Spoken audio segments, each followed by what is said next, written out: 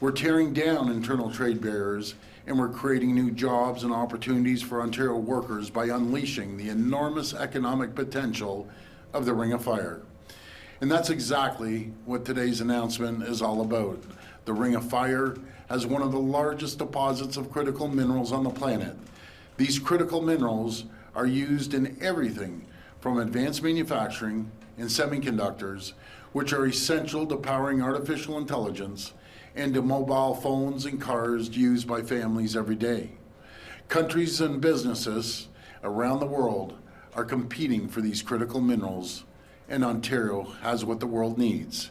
Unlocking and refining critical minerals here in Ontario will add $22 billion to our economy, create 70,000 new jobs, and protect our province's economy. And today, I'm absolutely thrilled to welcome our government's agreement with Chief Bruce and Marten Falls First Nation to work together on the planning and construction of Marten Falls Community Access Road.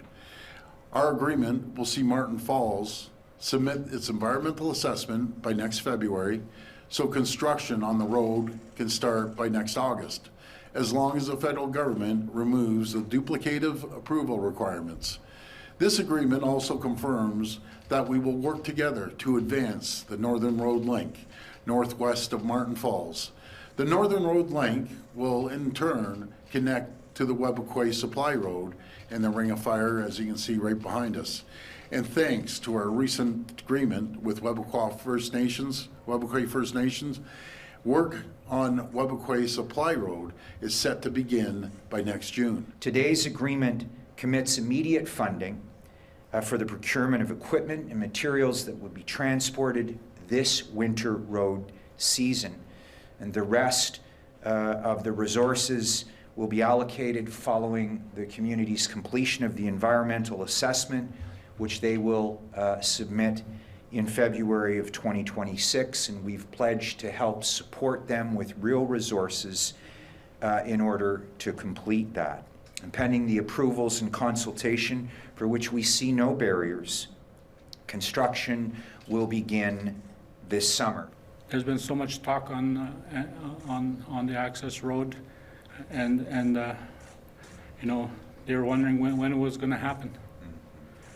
And actually, you know, right now we actually see that very big light at the end of the tunnel right now, and they're very excited to know what's going to happen in a few short years, that they'll actually be able to drive in and out of the community and actually access services, whether it's college facilities, to come back to the community on the weekend, or training.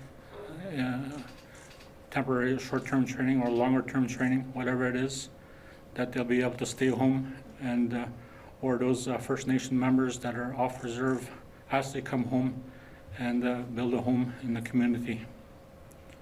So that's what our nation is doing. We're building a community, we're growing our community, and planning with experts that we employ, but also building our capacity up with the training that we need for our members. So we got a deal with Marten Falls, and a month ago we got a deal with Webequie. Are you looking at deals with other First Nations in the region? Absolutely we are, because as I was telling Chief and their council and Councillor Baxter, we want to change their lives, and myself and no one in this room can comprehend, except my friends from Marten Falls and other First Nations.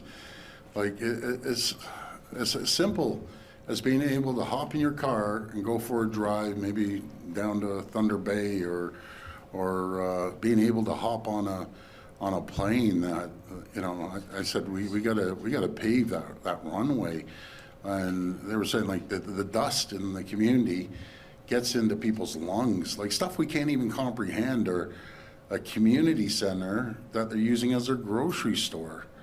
Like, this is all about making their children and their grandchildren have a brighter future.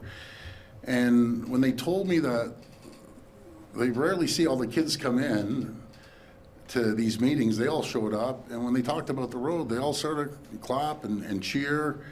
And man, that should hit us all in the heart, thinking, And we take all this for granted. We take for granted, we hop in the car and go down to Tim Hortons. And, you know, we need to help them, no matter if it's wastewater or a community center or maybe a hockey arena or all sorts of things that we take for granted. But I'm going to be there for them. I'm going to work with the federal government, work with the Prime Minister to make their lives better.